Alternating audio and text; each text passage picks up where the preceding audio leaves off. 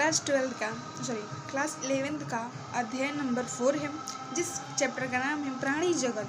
ठीक है, इसको हम एनसीईआरटी को रीड करने वाले हैं। ठीक है, तो यहाँ से स्टार्ट करते हैं। जब आप अपने चारों ओर देखते हैं तो आप प्राणियों को विभिन्न संरचना एवं स्वरूपों में पाते हैं। ठीक है, मतलब कुत्ता बिल्ली की संरचना अलग होती है, मानव की संरचना अलग होती है, गाय भैंस की संरचना अलग होती है। ठीक है, और स्वरूप भी अलग होती है। अब तक लगभग 10 लाख से अधिक प्राणी का वर्णन किया जा चुका है। ठीक है, अतः वर्गीकरण का महत्व अधिक हो जाता है। इससे नई खोजी गई प्रजातियों को वर्गीकरण में उचित स्थान पर रखने में सहायता मिलती है। ठीक है, मतलब नई जातियों को खोजा जा रहा है तो उसको वर्गीकृत किए गए समूहों में कैसे रखें, मतलब रखने में क्या होता है, आसानी होती है। ठीक है, वर्गीकरण का आधार क्या है। ठीक है, जो हमारा टॉपिक है वर्गीकरण का आधार क्या है, तो वो किस आधार पर हमने जंतुओं को क्या किया गया है, वर्गीकृत किया गया है। ठीक है, प्राणियों की संरचना आकार में भिन्नता होती है, मतलब भिन्नता होती है। मतलब मानव को शरीर का स्ट्रक्चर अलग होता है, आकार अलग होता है। कुत्ते बिल्ली गाय भैंस पक्षियों का शरीर की जो बनावट है संरचना वो अलग होती है। वे भी उनकी कोशिका स्तर, ठीक है, कोशिका व्यवस्था, शारीरिक समिति, प्रगुहा की प्राकृतिक, पाचन तंत्र, परिसंचरण तंत्र व जनन तंत्र की संरचना में कुछ आधारभूत समानताएं पाई जाती है। ठीक है, मतलब जैसे कि बाहरी जो होती है, बाहरी संरचना और आकार जो होता है, रंग रूप जो होता है, उसमें थोड़ी भिन्नता दिखाई देती है, लेकिन जो उनके आंतरिक जैसे कि कोशिका अव्यवस्था, शारीरिक समिति, प्रगुहा की प्राकृतिक, पाचन तंत्र जो होता है और परिसंचरण तंत्र जो होता है और जनन तंत्र की जो होती है समानताएं, मतलब कुछ समानताएं मिलती है जंतुओं में। ठीक है, इन विशेषताओं को वर्गीकरण के आधार के रूप में प्रयुक्त किया गया है। इसमें से कुछ का वर्णन यहाँ किया गया है, मतलब इनका वर्गीकरण किया गया है और इनका आगे वर्णन किया गया है। देखिए संगठन के स्तर पर, मतलब संगठन के स्तर पर देखिए, यद्यपि प्राणी जगत के सभी सदस्य का होते हैं बहुकोशिकीय थे, मतलब प्राणी जगत के सभी सदस्य हो गए क्या होते हैं, वो बहुकोशिकीय होते हैं, लेकिन सभी एक ही प्रकार की कोशिका के संगठन को प्रदर्शित नहीं करते। मतलब उनका संगठन एक ही जैसे, उनकी मतलब व्यवस्था एक जैसी नहीं होती। कोई लंबाकार मतलब कोशिका से बनी होती है, लेकिन उनकी जो व्यवस्था होती है वो अलग होती है। ठीक है, और उदाहरण के लिए स्पंज में कोशिकाएं बिखरी हुई समूह में होती है। ठीक है, बिखरी हुई समूह में होती है, अर्थात वे कोशिकीय स्तर का संगठन दर्शाती है, लेकिन वह कोशिका स्तर की संरचना मतलब कोशिका स्तर का संगठन दर्शाती है, लेकिन उनका कोशिका का जो व्यवस्था है वो अलग होता है। ठीक है, बिखरी हुई होती है। तो कोशिकाओं के बीच श्रम का कुछ विभाजन होता है। सिलिटरेट कोशिकाओं की व्यवस्था अधिक होती है, मतलब सिलिटरेट कोशिकाओं की व्यवस्था अधिक होती है। उसमें कोशिकाएं अपना कार्य संगठित होकर क्या करती है के रूप में कार्य करती है, मतलब उसकी कोशिका संगठित होकर क्या उत्तक का निर्माण करती है और जो उत्तक होता है वो कार्य करता है। ठीक है, इसलिए उसे उत्तक स्तर का संगठन कहा जाता है। ठीक है, इससे उच्च स्तर का संगठन जो प्लेटीहेल्मिंथेज के सदस्य तथा अन्य उच्च संघों में पाई जाती है, जिसमें उत्तक संगठन होकर अंग का निर्माण करती है। मतलब पहले तो कोशिका से क्या बना, कोशिका के संगठन से उत्तक बना और उत्तक के संगठन से क्या बना, हमारे पास ये अंग बना। ठीक है, और प्रत्येक अंग एक विशेष कार्य करती है। क्या करती है, एक विशेष कार्य करती है। प्राणी में जैसे कि एनेलिडा, आर्थ्रोपोडा, मोलस्का और एकाइनोडर्मेटा तथा रज्जुकी के अंग मिलकर तंत्र के रूप में कार्य करती है। ठीक है, अब जो अंग मिलकर क्या करती है, एक तंत्र बनाती है और तंत्र के रूप में शरीर में कार्य करती है। ठीक है, ठीक है, प्रत्येक तंत्र एक विशेष कार्य करता है। इस तरह की संरचना अंग तंत्र के स्तर का संगठन होता है, मतलब कहा जाता है। ठीक है, विभिन्न प्राणी समूह के अंग तंत्र विभिन्न प्रकार के जटिलता प्रदर्शित करती है, मतलब प्रत्येक तंत्र एक विशिष्ट कार्य करता है और इस तरह की संरचना अंग तंत्र के स्तर का संगठन कहा जाता है। विभिन्न प्राणी समूहों के अंगतंत्र विभिन्न प्रकार की जटिलताएं प्रदर्शित करते हैं। उदाहरण के लिए पाचन भी अपूर्ण और पूर्ण होता है। मतलब पाचन भी पूर्ण अपूर्ण होता है। मतलब अपूर्ण का मतलब क्या होता है, पूर्ण का मतलब होता है मतलब ये एक जीव है, ठीक है, ये एक बाह्य द्वार है, ठीक, इसी से ये फूड को खाया, ठीक है, फूड को खाया और इसी से बाहर निकला। तो मतलब इसका जो पाचन जो तंत्र है वो क्या होता है, अपूर्ण है। मतलब इसी से खाया इसी से निकाला, मतलब इसी से खाया और इसी से अपना पोटी को बाहर निकाला, ऐसे क्या, मतलब इसका जो पाचन तंत्र है वो पूर्ण नहीं है। और जो अपूर्ण क्या होता है, ठीक है, ये अपूर्ण हो गया। पूर्ण का मतलब होता है मतलब कोई जीव है, ठीक है, इधर से फूड को मतलब खाने को खाया, ठीक है, और इधर से पोटी किया, ठीक है, पोटी किया, इधर से निकाला बाहर, ठीक है।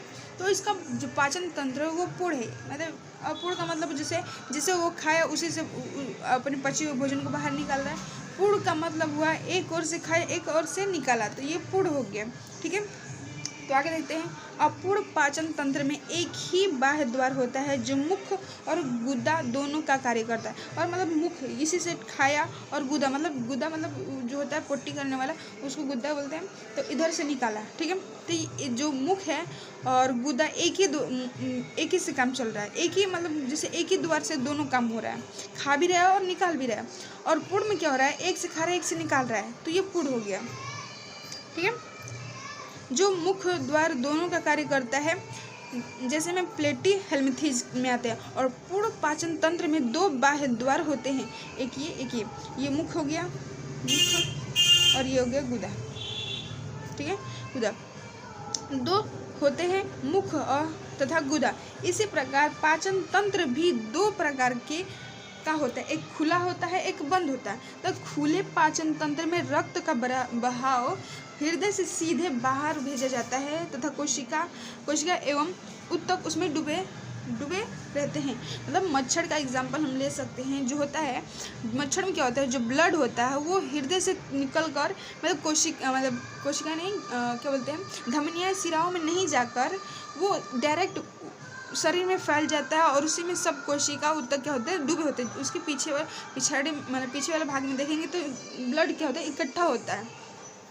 बंद का मतलब होता है, बंद परिसंचरण तंत्र का मतलब है रक्त का संचारण जो है हृदय से विभिन्न व्यास की मतलब विभिन्न मोटाई वाली वाहिनियों के द्वारा होता है। मतलब विभिन्न मोटाई वाले वाहिनियों से सभी अंग के पास क्या होता है, ब्लड जाता है, मतलब पाइप द्वारा सप्लाई होता है, ठीक है। बंद का मतलब है, ठीक है। अब सम्मिति क्या होता है, ठीक है। सम्मिति क्या होता है, सम्मिति का मतलब होता है किसी भी वस्तु को मतलब काटने पर वो दो बराबर भागों में बंटने का मतलब होता है। और असम्मित मतलब जैसे कि इस पेंसिल को मैंने काटा तो ये बराबर भाग में नहीं गया, इधर नुकीले वाला भाग हो गया और इधर ये वाला हो गया, ठीक है, रबड़ वाला, ठीक है। अगर मैं इसी को 20 से काटूंगी तो ये बराबर भाग में बंट जाएगा, ठीक है। तो ये पार्श्व हो जाएगा। इधर से काटेंगे तो असम्मित हो जाएगा क्योंकि ये दोनों बराबर भाग में नहीं है। और इससे काटेंगे तो ये सम्मित होगा क्योंकि इधर का पार्ट भी एक ही जैसा होगा और इधर का पार्ट भी एक ही जैसा होगा। इसमें भी रबड़ आएगा, इसमें भी रबड़ आएगा और ये वाला भाग भी दोनों में आएगा, ठीक है।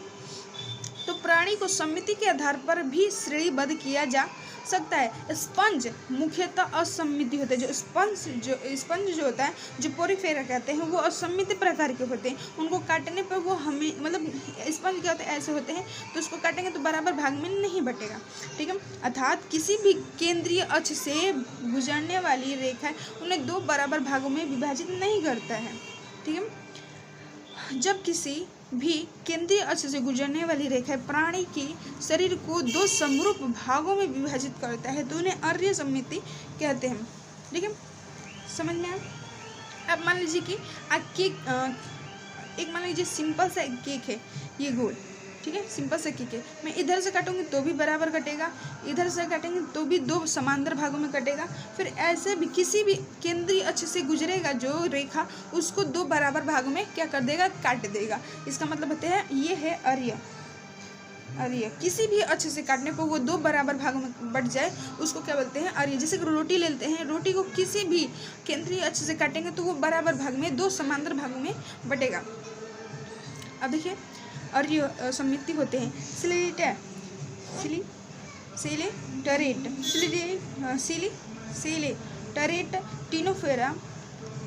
टिनोफोरा और इकाइनोडर्मेटा, ठीक है, में इसी प्रकार की समिति होती है, किंतु एनेलिडा, आर्थ्रोपोडा आदि में एक ही अक्ष से गुजरने वाली रेखाएं द्वारा समिति दो समरूप, ठीक है, दाएं और बाएं भागों में बट जा सकते हैं। इसे द्विपार्श्व कहते हैं, ठीक है। द्विपार्श्व का मतलब होता है, मनुष्य को ले लीजिए, उनको मतलब नीचे से काटेंगे तो मतलब बीच से, कमर के बीच से काटेंगे तो दो बराबर भागों में नहीं कटेंगे, ठीक है, लेकिन जब ऊपर सर से और काटे जाएंगे नीचे तक, वो दो बराबर भाग में बढ़ जाएंगे। दायां और बायां दोनों भाग क्या होगा, बराबर होगा। जैसे कि यहाँ पे आप एक केकड़े को देख सकते हैं, इधर मतलब इसको बीच से काटने पर इधर भी सेम है, इधर भी सेम है, तो इसको द्विपार्श्वीय समिति कहते हैं, ठीक है। ये किस में आता है, द्विपार्श्व समिति किस में आता है, एनेलिडा, आर्थ्रोपोडा में आता है। अब देखिए द्विकोरिकीय और त्रिकोरिकीय संगठन क्या होता है, ये क्या होता है, देखिए जिस प्राणी में वो कोशिकाएं भ्रूणीय अस्तरों में व्यवस्था होती है, दो भ्रूणीय अस्तरों में व्यवस्था होती है, यथात बाह्य एक्टोडर्म तथा आंतरिक एंडोडर्म, ठीक है। बाह्य त्वचा एक्टोडर्म, आंतरिक त्वचा एंडोडर्म, ठीक है, जिसे द्विकोरिकी कहते हैं। देखिए यहाँ पे वाला ये हो गया बाह्य त्वचा और ये हो गया आंतरिक त्वचा, और इसके बीच में जो गुहा होती है जिसे मीजोगोलिया बोलते हैं, मीजोगोलिया, ठीक है। ये पूछा जा सकता है किस कोरिकी में मीजोगोलिया पाई जाती है, ठीक है, तो द्विकोरिकी में आता है। नहीं, किस भ्रूणीय अस्तर में मीजोगोलिया पाए जाते हैं, तो आप द्विकोरिकी में बता सकते हैं, ठीक है।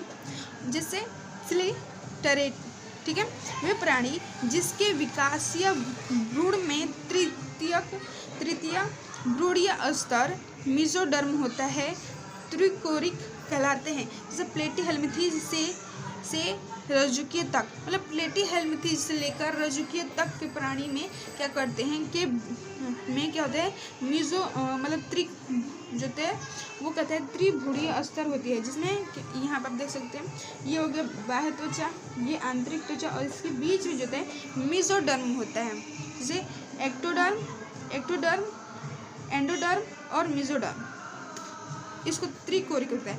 और द्विकोरिक में इसमें क्या होता है, मीजोडर्म नहीं होता है, मीजोग्लिया होता है, ठीक है। आगे नेक्स्ट हेडिंग है प्रगुहा, जिसे सिलोम बोलते हैं। देखिए शरीरी भित्ति मतलब शरीर भित्ति तथा आहार नाल के बीच में गुहा की उपस्थिति अथवा अनुपस्थिति वर्गीकरण का महत्वपूर्ण आधार है। शरीर भित्ति और आहार नाल के बीच में गुहा की उपस्थिति और अनुपस्थिति वर्गीकरण का महत्वपूर्ण आधार है। मीजोडर्म जैसे मध्य त्वचा से आच्छादित शरीर गुहा को देह गुहा कहते हैं, ठीक है। शरीर गुहा देह गुहा कहलाता है। अब देखिए तथा इससे युक्त प्राणी को प्रगुही प्राणी कहते हैं। इससे मतलब जिसमें क्या होते हैं, प्रगुहा होते हैं, उस मतलब जैसे देह, जिस प्राणी में देह गुहा होते हैं उसे प्रगुही प्राणी कहता है। उदाहरण के लिए एनेलिडा, मोलस्का, आर्थ्रोपोडा, इकाइनोडर्मेटा और हेमिकॉर्डेटा और कॉर्डेटा, मतलब एनेलिडा से लेकर कॉर्डेटा तक सभी प्राणियों में क्या होते हैं, प्रगुही होते हैं। अब देखिए कुछ प्राणियों में यह गुहा मीजोडर्म से आच्छादित नहीं होते, कुछ ही प्राणी में, बल्कि मध्य त्वचा, मीजोडर्म, बाह्य त्वचा एवं अंत त्वचा के बीच बिखरी हुई थैली के रूप में पाई जाती है, जिसे कुट गुहा कहते हैं, ठीक है। बोल रहा है बल्कि मध्य त्वचा, ठीक, मीजोडर्म तथा बाह्य त्वचा अंत त्वचा के बीच बिखरी हुई थैली के रूप में कहते पाए जाते हैं, उन्हें कुट गुहा कहते हैं। जैसे स्केलेमथीज, ठीक है। जिन प्राणियों में शरीर गुहा नहीं पाए जाते हैं उसे अगुहीय कहते हैं, जैसे प्लेटीहेल्मिन्थीज, ठीक है। जिसमें पाई जाती है उसे प्रगुहीय कहते हैं। जिसमें क्या होता है पैकेटों में पाई जाती है उसे कुट गुहा कहते हैं, और इसमें पाया ही नहीं जाता है उसे अगुहीय कहते हैं। तो यहाँ पे देखिए ये वाला जो है ये प्रगुहीय है, ठीक है। ये वाला प्रगुह्य है किसकी इसमें पाया जा रहा है, और इसमें क्या होता है थैलिक रूप में पाया जाता है। तो ये कुटगुह्य हो गया, किसमें पाई जाती है एस्केलेमेंथीज में पाई जाती है। और इसमें क्या हो रहा है, इसमें तो बिल्कुल ही प्रगुह्य नहीं पाया जा रहा, तो इसे अगुह्य कहते हैं। ठीक है, अगुह्य। खंडी भवन क्या होता है, सेगमेंटेशन क्या होता है, प्राणी मतलब कुछ प्राणी में शरीर बाह्य तथा आंतरिक दोनों ओर श्रेणीबद्ध खंडों में विभाजित रहता है, जिसमें कुछ एक अंगों की क्रमिक पुनरावृत्ति होती है, और यह प्रक्रिया को खंडी भवन कहते हैं। उदाहरण के लिए केचुए में शरीर का खंडी भवन होता है, और यह कहते विखंडा अवस्था कहलाता है। मतलब अपने केचुओं को तो देखा होगा, केचुओं को तो देखा ही होगा केचुआ कैसा होता है। अब देखते हैं कि सिक्के जैसा होता है, सिक्के जैसा होता है। ठीक है, उसी को बोल रहा है, ऐसे सिक्के टाइप से। मतलब अगर समझ में आता है कि एक सिक्कों को मतलब 5 का सिक्का होता है तो इकट्ठा करते हो ना, तो एक उसका स्ट्रक्चर टाइप का लगता है। ठीक है, केचुए का शरीर जो होता है उसी को बोलता है खंडी भवन, जो टुकड़ों से मिलकर बना होता है, ऐसा लगता है। ठीक है, अब पृष्ठ रज्जु क्या होता है, शलाका रूपी पृष्ठ रज्जु जैसे नोटोकॉर्ड, मध्य त्वचा, मेसोडर्म में पाए जाते हैं। शलाका जो होता है, शलाका रूपी पृष्ठीय रज्जु मध्य त्वचा से उत्पन्न होती है। जो हमारा पृष्ठ रज्जु होते हैं मध्य त्वचा से उत्पन्न होती है, जो भ्रूणीय परिवर्धन विकास के समय पृष्ठ मतलब सतह से बनती होती है। ठीक है, पृष्ठ रज्जु युक्त प्राणी को रज्जुकीय या कॉर्डेटा कहते हैं। मतलब जिस जीव में पृष्ठ मतलब रज्जु पाई जाती है, पृष्ठ रज्जु युक्त होती है, उसे रज्जुकीय या कॉर्डेटा कहते हैं। और तथा पृष्ठ रज्जु रहित प्राणी को अरज्जुकीय या नोटोकॉर्ड कहते हैं। समझ आए? ठीक है, प्राणी का वर्गीकरण ये अगले वीडियो में हम लोग देखेंगे।